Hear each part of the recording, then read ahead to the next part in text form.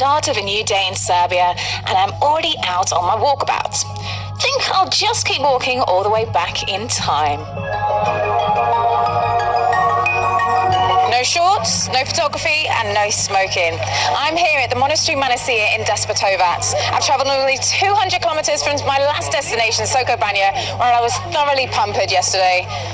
Had such a relaxing day. So today, I'm back on my job, and I'm walking around again. Today it's monastery and the caves, which is what Despotovac is famous for.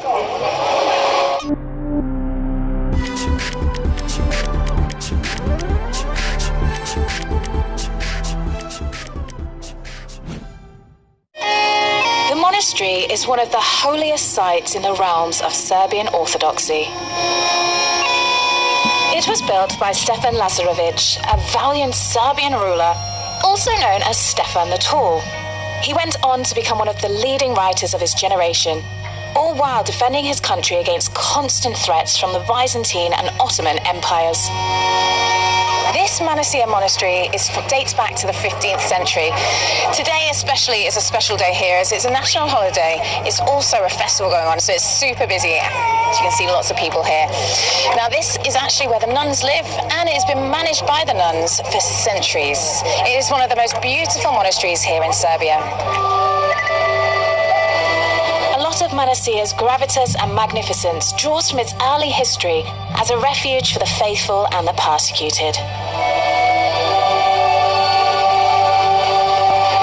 And when it comes to faith, the architecture embraces it all, effortlessly combining traditions associated with Eastern Orthodoxy and Roman Catholicism. I remember seeing doors to monasteries like this in the museum back in Novi Sad.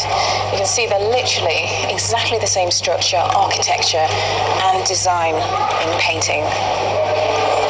You can see where the church has been rebuilt at the forefront. You can see the difference between the old and new paintings. So the forefront here is a lot more modern though. You can see in the structure of the buildings, the design itself and the brickwork.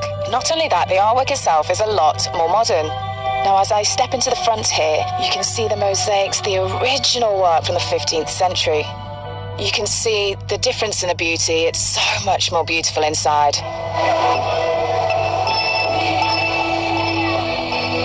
Religion goes beyond a collection of rules and edicts, becoming a platform to imbibe the positive energies of the cosmos at large.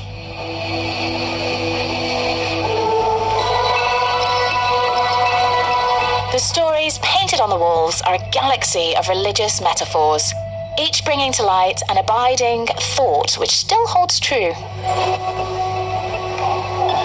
It must have taken the artist weeks and months to complete the frescoes. Not bad, I say, for detailing and colourful flourishes which still hold up 600 years later.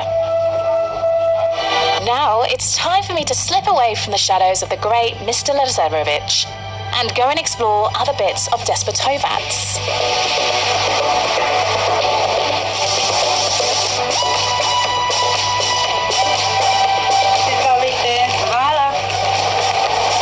As usual, I'm starving. I've got about a 15-minute drive up to the cave, so more than enough time for me to eat this. Apart from the onslaught of intense nostalgia, Serbia also has laid-back resort towns, which turn lazing around into a full-time job. Good morning from Zlatibor. It's 9 a.m. here in the King's Square, still pretty early. Everything's moving a little bit slower here in this town than in the main cities, and all the shops are yet to open. I'm going to grab my cafe, of course, and start my day by heading off to the waterfall. Nice, refreshing start to my day. I'm also going to check out the wooden village after that, and then see where the day takes me.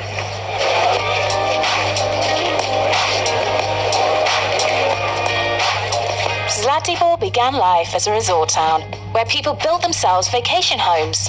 Hardly surprising considering the bounty of natural delights, including the frothy Kastalje waterfall. At the top of the waterfall, it's 30 degrees the weather at the moment, but down here at the base, you can feel the nice, cool air, and you can feel the spray coming off the waterfall as well. It's making me want to get in the water. I think I'm going to refresh myself in the stream. I'm going for a closer look.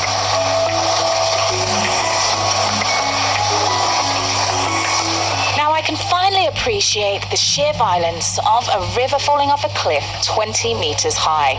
Breaking over the rocks, it comes down in a torrent of spray, which then streams down onto the river Katusnika.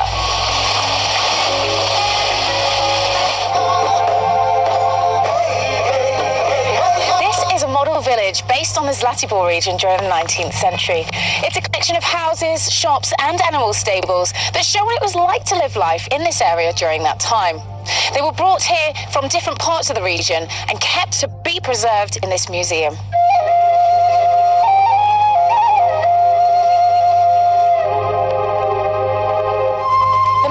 Was the center point for each household and was situated right in the middle. And each son, once they were married, was given their own house, just one room though to sleep in with their wives, so they had a little bit of privacy. Then each household also had a creamery and dairy where they made their cheese products. And over on the other side, they also had a little special room where they made their bread. This is the main house, and it consisted of 2 rooms: the kitchen and room. Now I feel like Snow White and the 7 Dwarfs lived in this one. Very little chairs and tables. Now the kitchen was the warmest part of the household. It was the only place where they had a fire, and it would be where the whole family would come to collectively eat dinner together. Even the sons that lived with their wives in their separate little huts, they would come here to eat their food. Now the room is where the elderly and the children would live, as because it was so close to the fire here, it was the only place that they would have warmth to sleep in the whole household.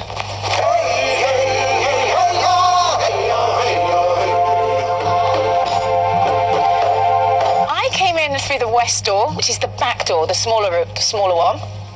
This is the east side of the house and is the larger door. Now that has numerous beliefs, customs and rituals associated to do with the east and west side of the house. So on this side of the household, they had the chicken coop, obviously where they keep the chickens. They also had a little corn den and also a separate larger hut which housed their grains such as wheat and maize. The houses are a window into what people considered important then, how familial issues worked, and how daily life was organized. Luckily, visitors can slip inside these fantasies for longer than just a day long to look around.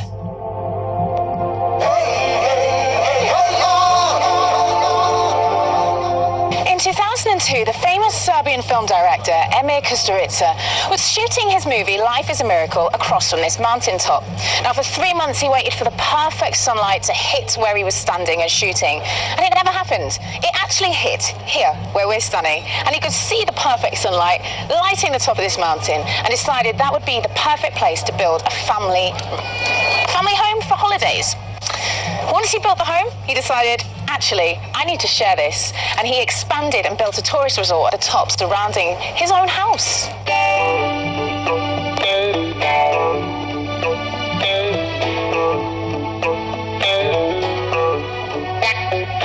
These cabins were relocated here to fill up the tourist attraction. People can stay here and rent them per night, per week. And there's lots of just little houses for, not just for families, we've got hair salons, shops, restaurants, cafes, literally a whole resort here at the top of the mountain. And guess what the best part is? None of it disturbs the classical charm of the place of the gorgeous mountain views. This is the house that the tourist resort is built around, and Emir Kusturica actually lives here. Now, no tourists are allowed inside because, of course, it's his personal residence, but he does have a cinema in the basement where people can go in with prior consent. Not only that, he's even got a helipad at the end that overlooks the most amazing views of the hills.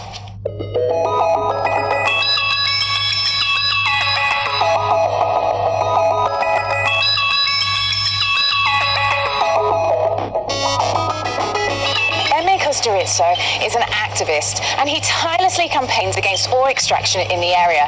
He is determined to keep and preserve the amazing panoramic scenery from the top of this mountain.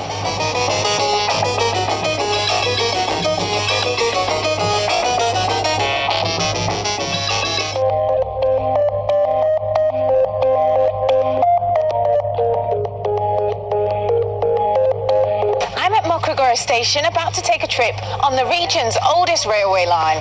So I packed my lunch, as it's a 2-hour trip. Full steam ahead.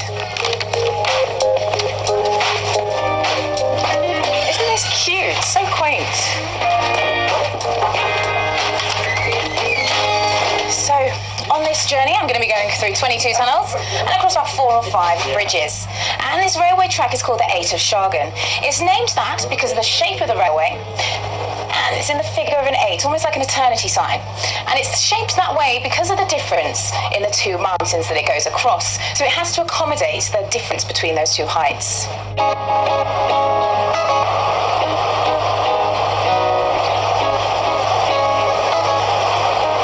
Shargan doesn't serve any practical transportation purposes anymore.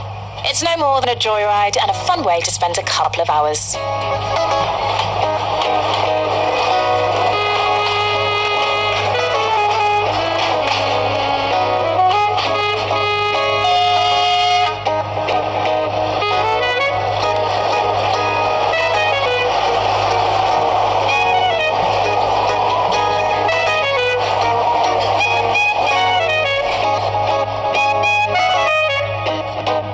Construction of the 8 of Shargan began before the First World War. It wasn't completed until 1924. And what's so fascinating about this is it was built entirely by hand. No machinery was used whatsoever.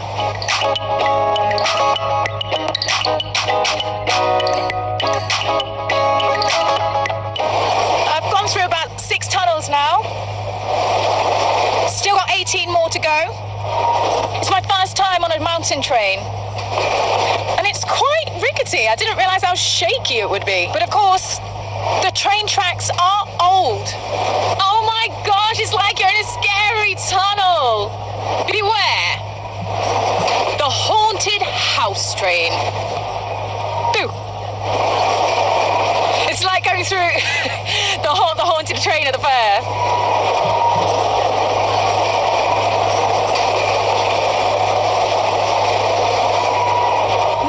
The train tracks are going to be rickety because they're the original train tracks as well. And this train itself is an exact replica of the very first train that travelled on the 8 of Shargan. I feel like I've just stepped back in time in Serbia. And I'm at the beginning of the 20th century, riding like one of the first trains here in the mountains. The railway line might be old, but the train still provides the most complete views of the valley beyond, as it wraps its way around the mountains.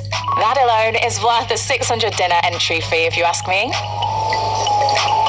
So I've stopped on the first station of the track, and we have stopped here for 15 minutes. So I'm going to stay on this time, though, because we've got a longer break coming up for a 30-minute break, where I'll stop and get off and have a wander around. Now, here I am at Shargan Vitas, and the mountain is called Shargan, station is Vitas, and we're 320 meters above from the station that we left at Mokogoro.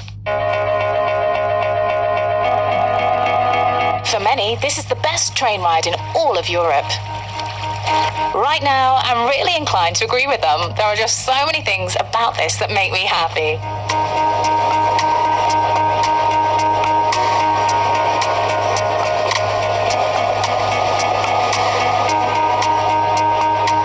Punctual without being hurried, giving passengers just enough time at each station to soak in the views and look forward to the next stop.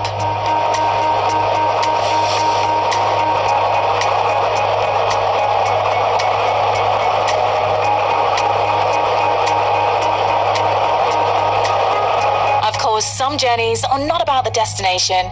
It's a particular way of being, which this train brings to life each time it moves. Most of all, it's the people, the breathtaking views wherever I look, and the vintage equipment, which perfectly capture the moment in time.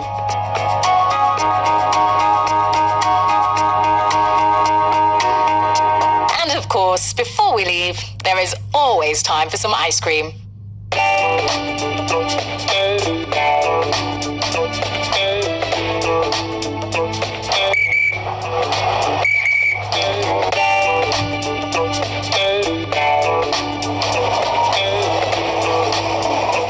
Spot where Eme Kusturica could see the sun shining on his spots where he built his wooden city.